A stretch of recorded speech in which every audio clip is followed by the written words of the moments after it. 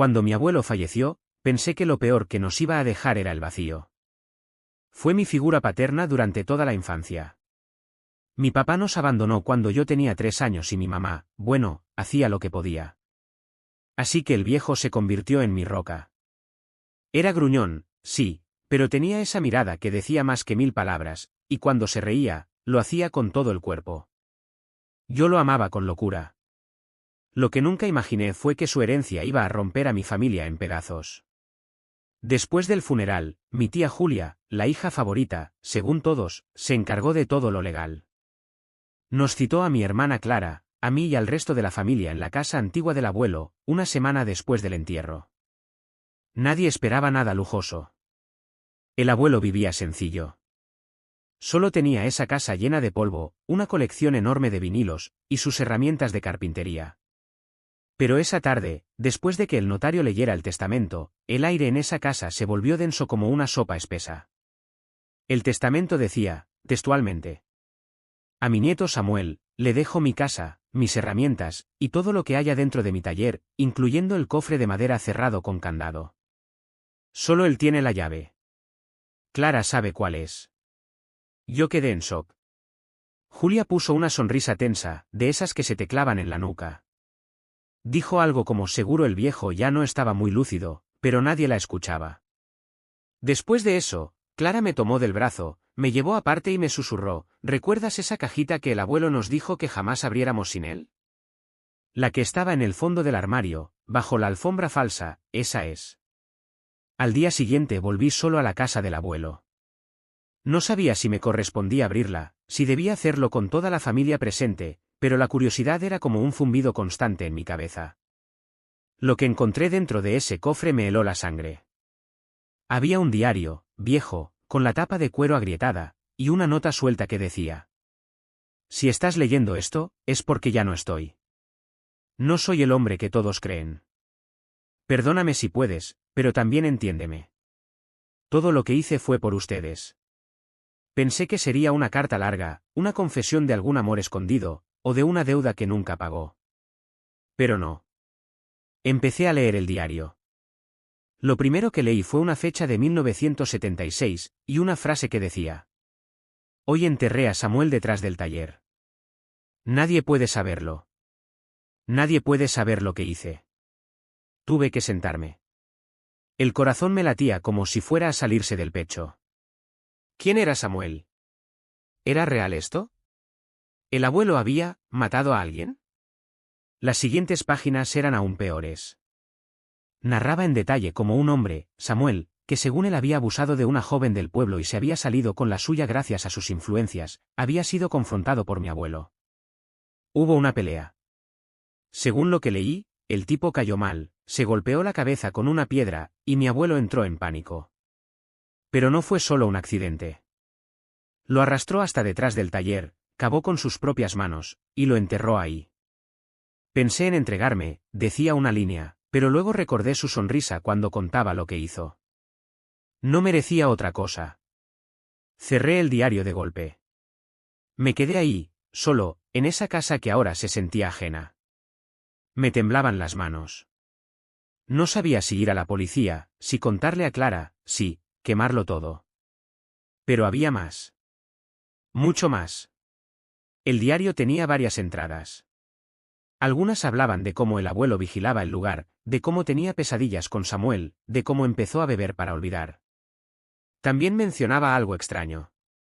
No puedo con la culpa, pero tampoco con la idea de que alguien más lo descubra por accidente. Por eso lo marqué. El roble torcido. Si alguna vez desaparece, sabrán la verdad. El roble torcido, yo lo había visto cientos de veces. Era el árbol al fondo del jardín, ese que creció como si alguien lo hubiera obligado a nacer torcido. Siempre pensé que era por el terreno rocoso. Ahora, todo tenía otro sentido. Esa noche no pude dormir. Me llevé el diario a casa, escondido bajo mi chaqueta. Lo leí entero.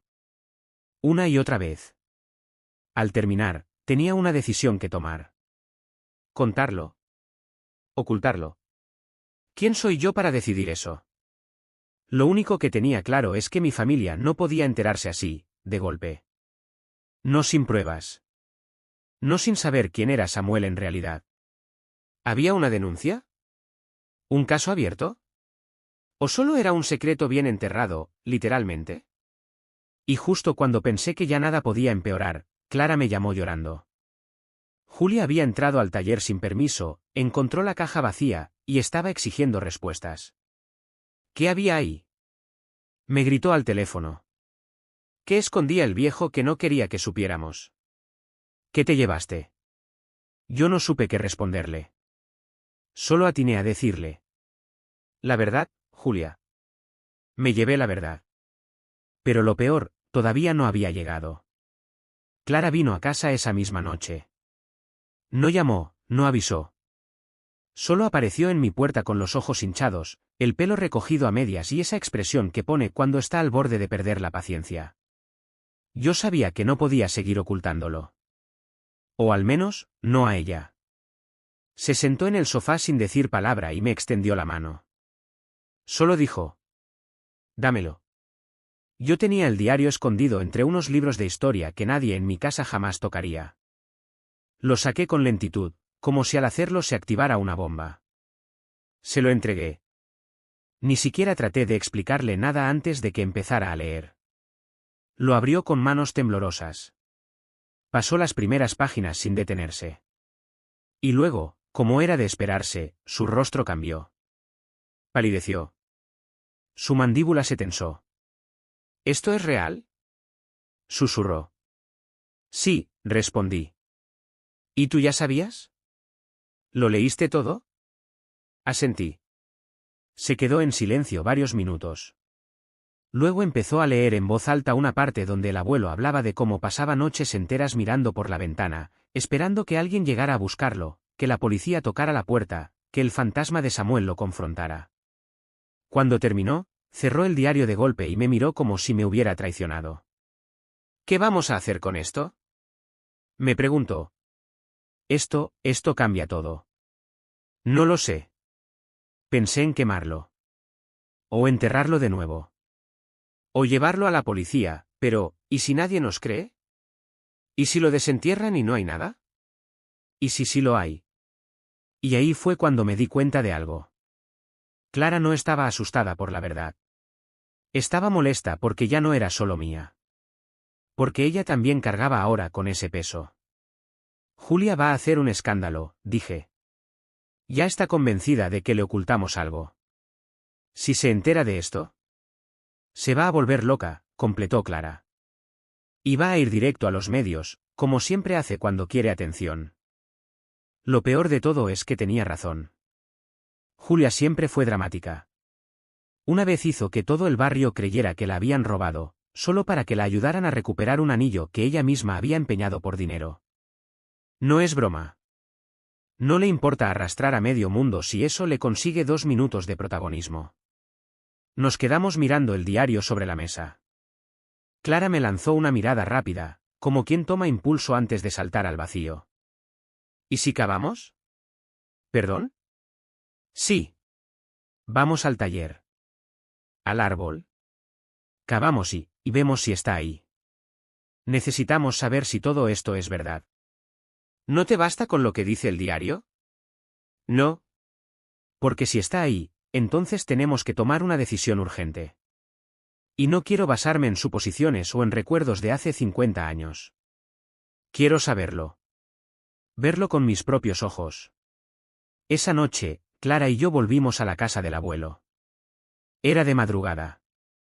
Entramos por la parte trasera, con linternas y palas. Yo no podía creer lo que estaba haciendo. Escuchaba cada sonido como si fueran pasos de la policía. El jardín estaba igual de silencioso que siempre, pero todo parecía más siniestro.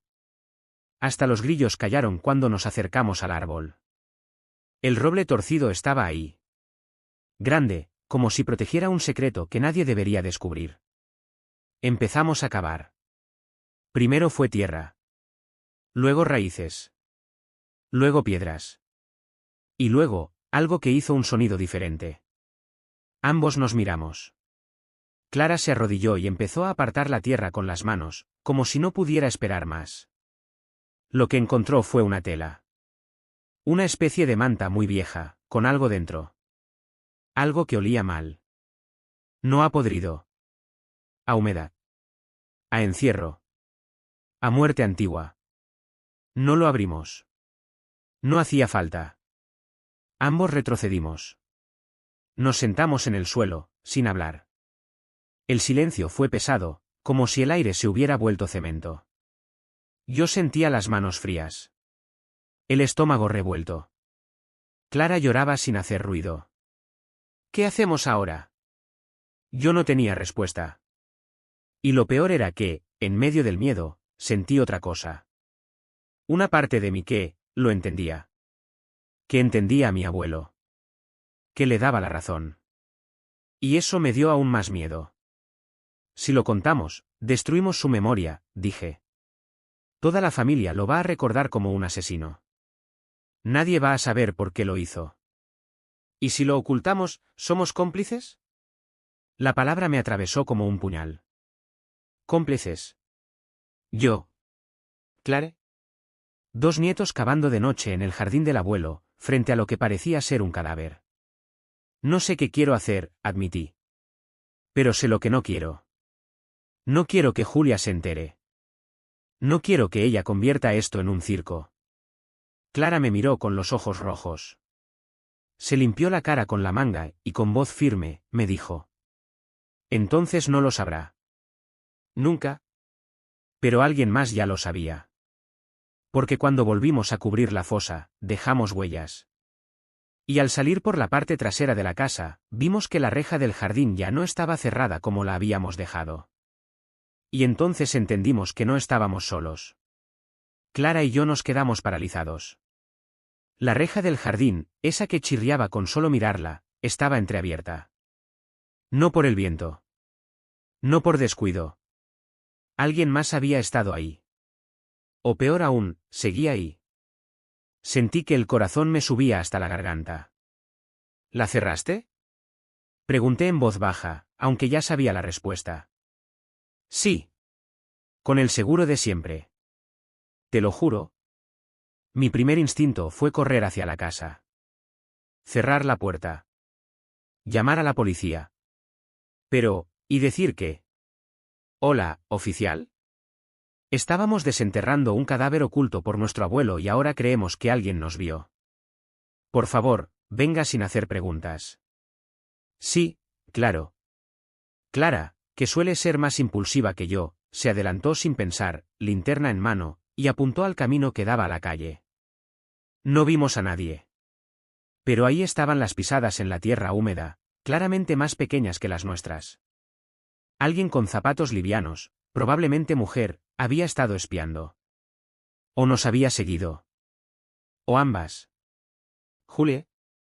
No puede ser, dije. ¿Crees que fue ella? ¿Tú conoces a otra persona con ese tamaño de pie y la capacidad de ser una molestia a las 2 de la mañana? No lo dije en voz alta, pero no estaba seguro. Julia era molesta, sí, pero también cobarde. Todo lo hacía por redes sociales, por chismes, por drama. ¿Arriesgarse a ir sola de noche a la casa del abuelo? Me parecía raro. Aunque con ella nunca se sabe. Decidimos no quedarnos más tiempo. Tapamos todo lo mejor que pudimos, borramos las huellas con ramas, y salimos con la misma tensión con la que uno se va de un lugar prohibido. En el camino de regreso, Clara me dijo algo que no se me va a olvidar. Si esto sale a la luz, ya no vamos a ser los nietos del buen don Aurelio. Vamos a ser los nietos del asesino del pueblo. Y tenía razón. Al día siguiente, recibí un mensaje anónimo por WhatsApp. Ni foto, ni nombre. Solo decía. Sé lo que encontraron. O me das lo que había en la caja, o todos lo sabrán. Sentí que me explotaba la cabeza. Se me borró el color de la cara. Se lo mostré a Clara, que lo leyó en silencio varias veces, como si eso fuera a cambiar las palabras. ¿Tú se lo contaste a alguien? Le pregunté. ¿Estás bromeando? No he dicho ni una sola palabra. ¿Y tú? Solo tú lo sabes. Nos miramos con la misma sospecha con la que se miran dos jugadores de póker que ya no confían ni en el parpadeo del otro. Pero luego lo entendimos, alguien nos había visto. No era una suposición. Era un hecho. ¿Qué hay en la caja?, preguntó Clara. O sea, además del diario. ¿Había algo más? Y ahí me acordé. Una tontería, en su momento. Había una cajita pequeña, envuelta en una tela de lino, dentro del cofre. Yo ni siquiera la abrí esa noche, pensando que era algo simbólico o sin valor. Pero al llegar a casa, más por curiosidad que por otra cosa, la revisé. Era una especie de relicario. Un dije antiguo, de oro oscuro, con un nombre grabado en el reverso, Ana M. No tenía ni idea de quién era. Pero si ese relicario era lo que esa persona quería, entonces debía tener algún valor. Personal. O económico. Y ahí empezó el verdadero dilema. ¿Le entregábamos el relicario a esa persona anónima, sin saber qué planeaba hacer con él? ¿O nos preparábamos para que el pueblo entero, la familia y tal vez hasta la prensa supieran lo que descubrimos? Esa misma tarde, Julia publicó una historia en su Instagram. Una foto en blanco y negro del abuelo, con una descripción bastante sospechosa. Todos tienen secretos. Algunos se van con ellos a la tumba, otros no. Clara la llamó de inmediato. Yo estaba presente, con el altavoz encendido. Julia contestó como si nada. Hola, Clarita. ¡Qué milagro! ¿Qué estás insinuando con esa foto? ¿Yo? Nada. Solo que, hay cosas que uno cree conocer y resulta que estaban bajo tierra. Literalmente, ¿no es gracioso? Clara la enfrentó de frente. ¿Estuviste anoche en la casa del abuelo? ¿Qué? Ay, por favor. ¿Estás loca? ¿Nos seguiste? Silencio. Julia no respondió enseguida. Luego se rió. Chicos, de verdad deberían cuidar mejor sus secretos. Uno nunca sabe quién está mirando. Y colgó. Esa noche no dormí. Clara tampoco. Sabíamos que Julia lo sabía. No sabíamos cómo, ni cuánto. Pero estaba jugando con nosotros. Quería algo. Y lo iba a usar como chantaje. Al día siguiente, recibí otro mensaje. Tienes 48 horas. No decía más. Ni qué pasaría después. Ni qué quería exactamente. Solo el tiempo. 48 horas. Y yo sabía que el reloj ya estaba corriendo. Las 48 horas se sintieron como 2 meses comprimidos en el pecho. Clara no dejó de morderse las uñas y yo no solté el celular ni para ducharme.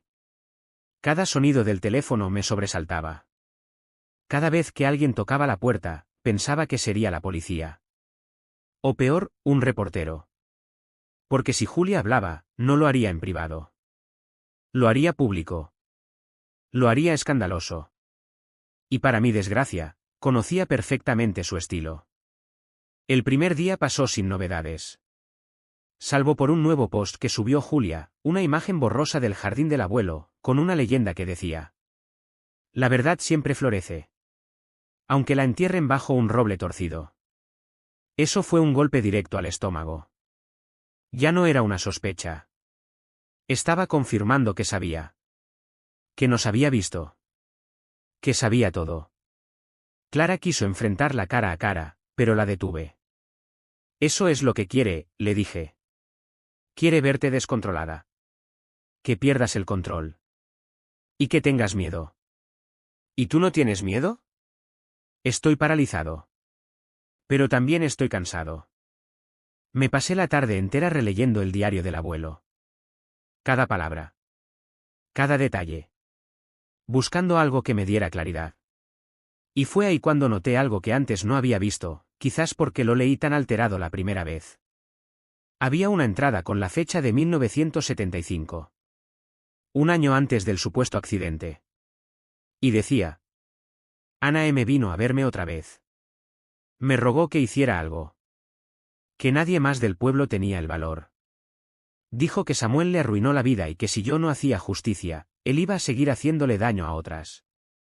Yo le prometí protegerla. A cualquier costo. Ana M. Ese nombre otra vez. Le mostré esa parte a Clara. Estaba sentada en mi cocina, tomando café frío y con la mirada perdida.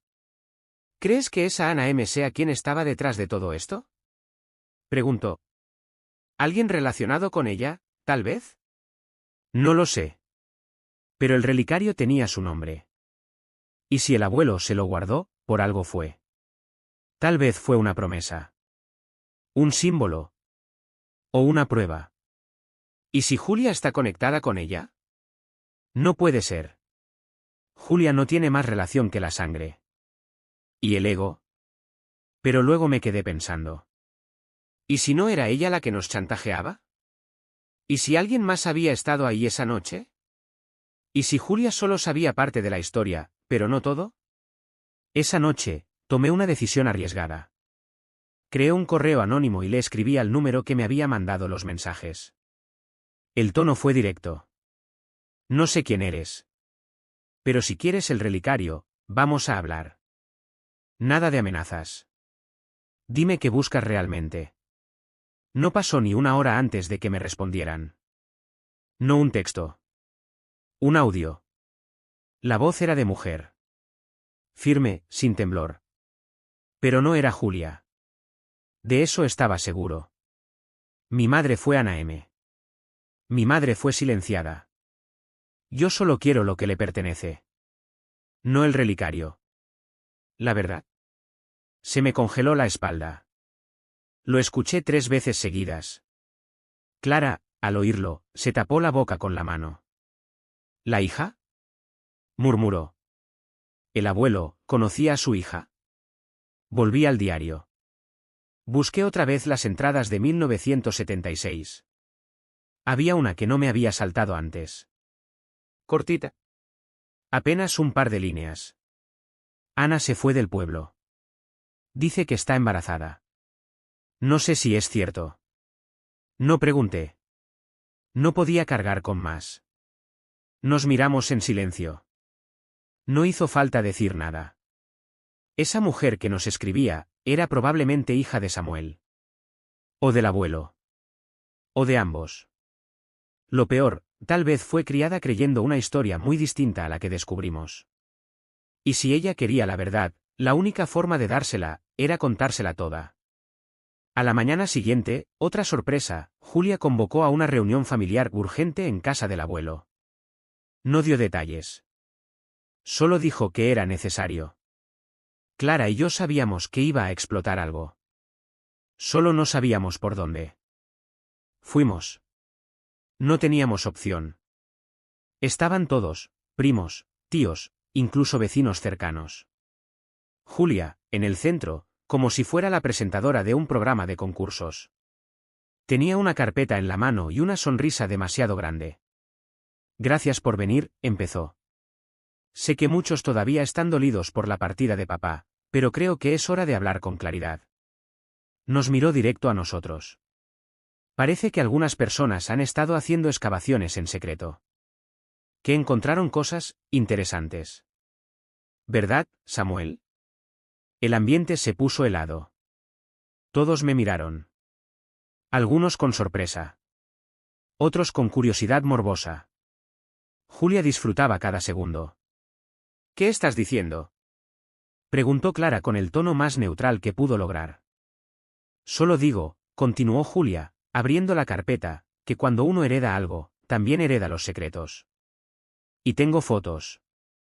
Y mensajes. Y quizás, si es necesario, un podcast con todo lo que descubrí. ¿Un podcast? Solté sin poder evitarlo. Claro.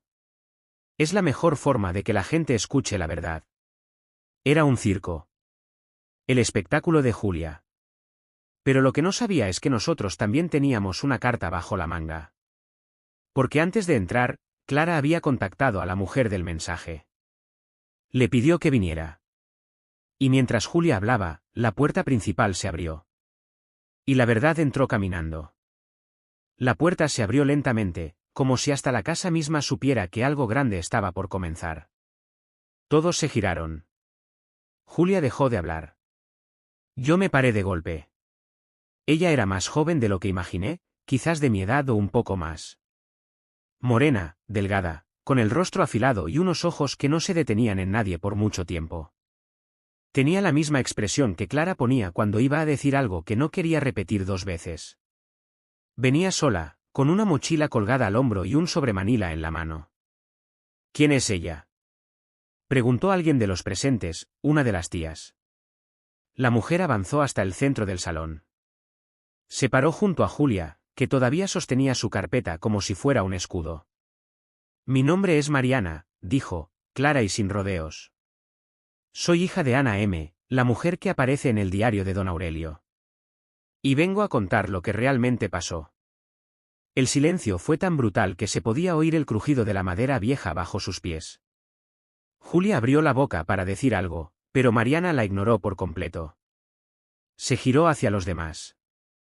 Mi madre fue abusada por Samuel Castaño en 1975. Él era intocable en este pueblo. Rico, influyente, con amigos en todos los lugares donde uno no quiere tener enemigos. Nadie le creía a mi madre. Nadie. Salvo una persona. Miró a Clara. Luego a mí. Don Aurelio. Él fue el único que la escuchó.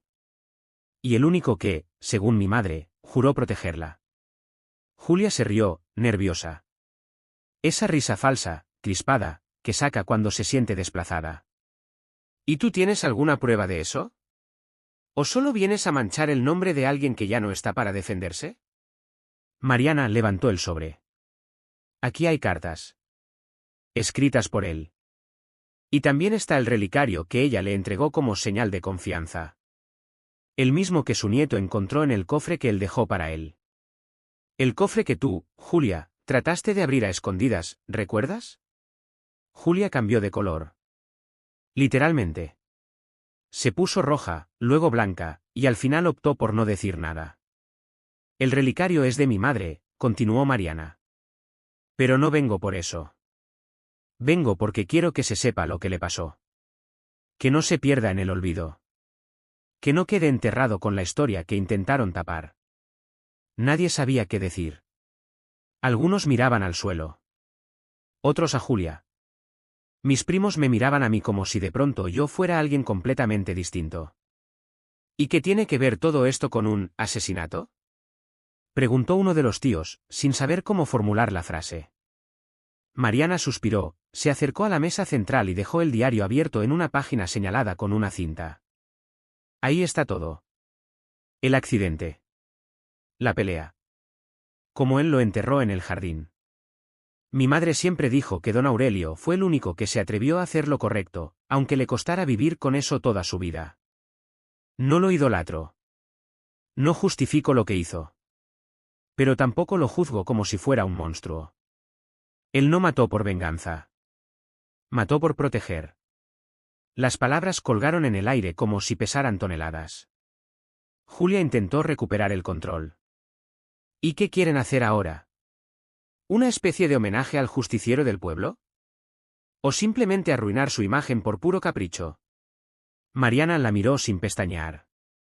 Yo no quiero venganza. No quiero dinero. Solo quiero que la verdad esté donde siempre debió estar, afuera. Y si tú, la señaló directamente, intentas callarla, la voy a gritar más fuerte. Julia estaba contra las cuerdas. Se notaba. Nadie la respaldó. Nadie dijo nada en su defensa. Ni siquiera sus propios hijos. Entonces se levantó de golpe, tomó su carpeta, y con la dignidad descompuesta salió por la puerta. Su actuación había terminado. Cuando se fue, todos empezaron a hablar al mismo tiempo. Que si era cierto, que si debíamos llamar a la policía, que si había que excavar el jardín. Mariana no dijo nada más. Solo se acercó a mí y me extendió la mano. Gracias por no esconder el diario. Se fue sin más. Así, como había llegado. Sin lágrimas, sin drama. Solo con verdad. Esa noche, Clara y yo nos sentamos en el mismo taller del abuelo.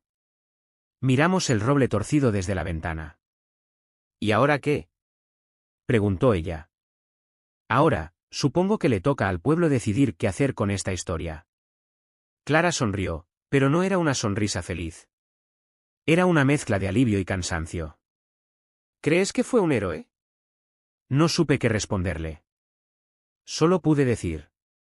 Creo que fue un hombre con una carga demasiado grande.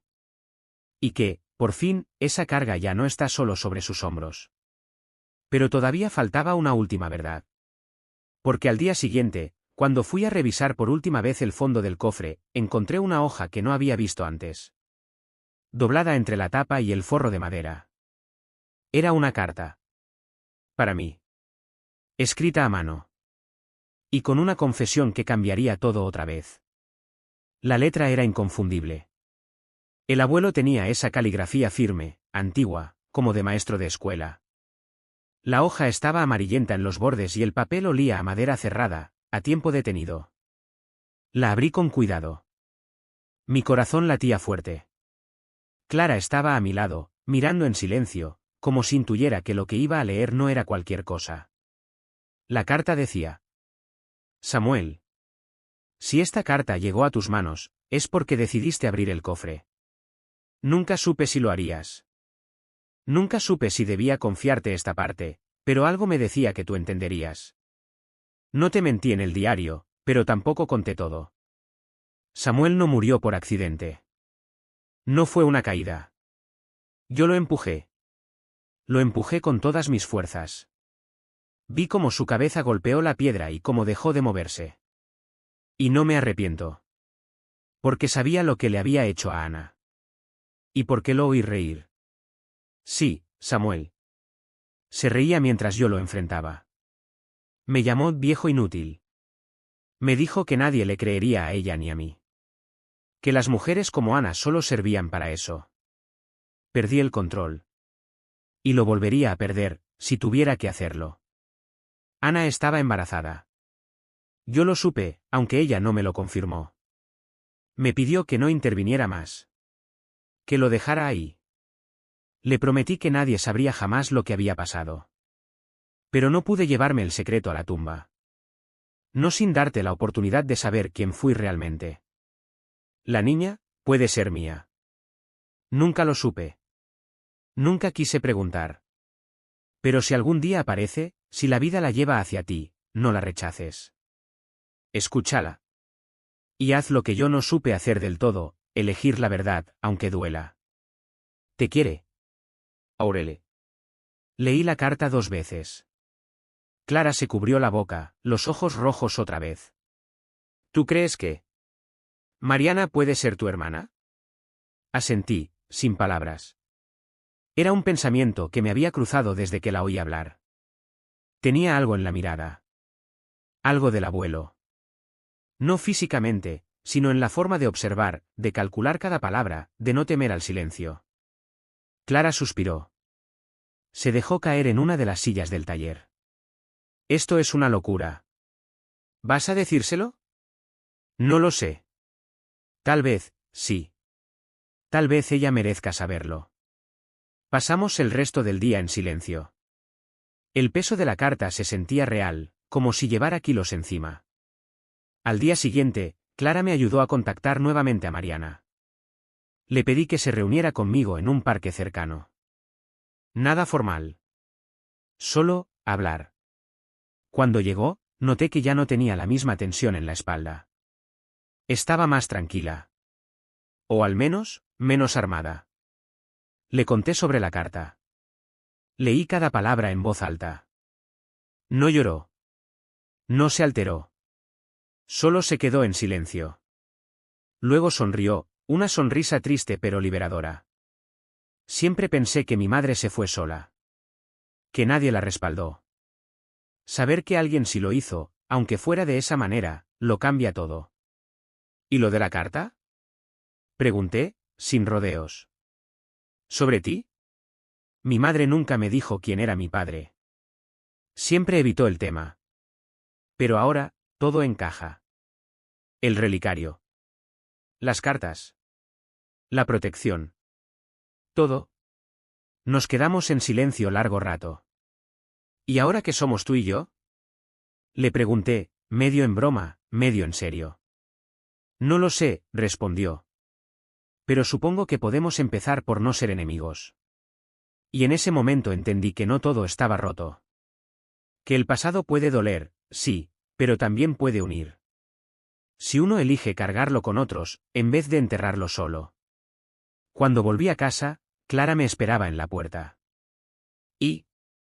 Preguntó. No lo niega. Pero tampoco lo necesita. Solo quería saber que no estuvo sola. Clara asintió, como quien entiende sin palabras.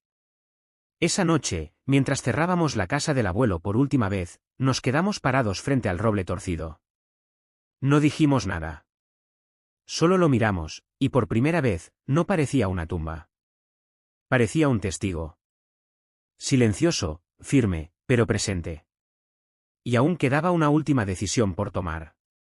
Porque días después, recibí una carta del juzgado local. Alguien, probablemente Mariana, había dejado el diario y el relicario en manos de un abogado. Y el caso se estaba reabriendo. Oficialmente.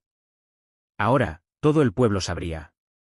Y yo tenía que decidir si iba a ser parte de ese relato, o si me quedaba al margen, como si nada hubiera pasado. Yo no dormí la noche anterior a la audiencia. No porque tuviera miedo legal, nadie nos acusaba de nada directamente, sino porque sabía que después de ese día, el apellido de mi abuelo iba a dejar de significar lo que siempre significó. Ya no sería solo el don Aurelio, que arreglaba sillas y le prestaba herramientas a medio pueblo. Ahora también sería ese hombre que mató a otro y lo enterró en su jardín. La audiencia no era un juicio, sino una solicitud de reapertura de una investigación cerrada hace décadas. El caso Samuel Castaño. Oficialmente, había desaparecido en 1976. Sin dejar rastro. Siempre se dijo que se había fugado por un escándalo económico. Mariana, al presentar el diario y los objetos encontrados, había puesto en marcha un proceso de verificación forense. Excavaciones. Exámenes. Declaraciones. Y yo tenía que decidir si testificaba. Clara me acompañó hasta la entrada del juzgado. Me sostuvo el brazo como si fuera a desmayarme, aunque en realidad era ella la que temblaba. ¿Seguro que quieres hacer esto? Me preguntó. Yo no respondí enseguida. Solo saqué la carta del abuelo, la misma que llevaba doblada en el bolsillo del abrigo desde que la encontré. La apreté entre los dedos, como buscando fuerza en sus palabras. No puedo dejar que otra persona cuente su historia por él, dije al fin. Prefiero que duela la verdad a que viva una mentira. El lugar estaba lleno. Vecinos, periodistas locales, gente que jamás en su vida nos saludó en la calle, ahora esperando un titular. Vi a Julia sentada al fondo. Me evitó la mirada. Se veía distinta. Como si se hubiera dado cuenta, por fin, de que no todo gira a su alrededor. Cuando llamaron mi nombre, pasé al frente. Me senté frente al escritorio del juez y conté lo que sabía. Sin exagerar. Sin adornar. Sin esconder nada. Hablé del diario. De la carta. Del relicario. De las noches que el abuelo pasó en vela, atormentado. De cómo encontró justicia en un mundo que se la negó a otros. Hubo silencio cuando terminé. No un silencio incómodo. Un silencio respetuoso. Como si todos, incluso los que esperaban un escándalo, hubieran entendido algo. Al salir, Mariana me esperaba en las escaleras. No dijo nada. Solo me abrazó. Fue un abrazo extraño, porque no había palabras que lo acompañaran. Pero se sintió real. Y necesario. Ese día, no se dictó sentencia ni se cerró nada. Pero algo cambió. El pueblo ya no murmuraba. Escuchaba. Clara y yo decidimos vender la casa. No por huir, sino porque sabíamos que necesitábamos comenzar algo nuevo. Con lo aprendido. Con lo vivido. Antes de dejarla por última vez, fui al taller. Toqué el banco de carpintería del abuelo, ese que usó hasta el último día. Me quedé en silencio, y luego dejé la carta original dentro de una caja metálica, bien sellada, bajo el piso. No para esconderla. Para quien venga después. Para que la historia nunca se pierda. Una semana después, Mariana me escribió. Hoy fui al cementerio. Le dejé flores. No por lo que hizo, sino por lo que me reveló de mi madre. Gracias por no callar. Y por ser, aunque no lo sepas, el hermano que no tuve. No respondí enseguida. Me tomó un tiempo. Pero al final le contesté. Quizá el abuelo no fue un buen hombre. Pero fue un hombre que amó. Y a veces, eso basta para comenzar de nuevo. Así termina esta historia. No con un final feliz. Pero con uno verdadero. Y eso, al menos para mí, vale más que cualquier herencia. ¿Hice lo correcto? ¿Fui el malo por no denunciar antes? ¿O simplemente fui el nieto que se atrevió a levantar la tierra y mirar lo que todos preferían olvidar? No lo sé. Pero lo hice. Y ahora, por fin, puedo dormir.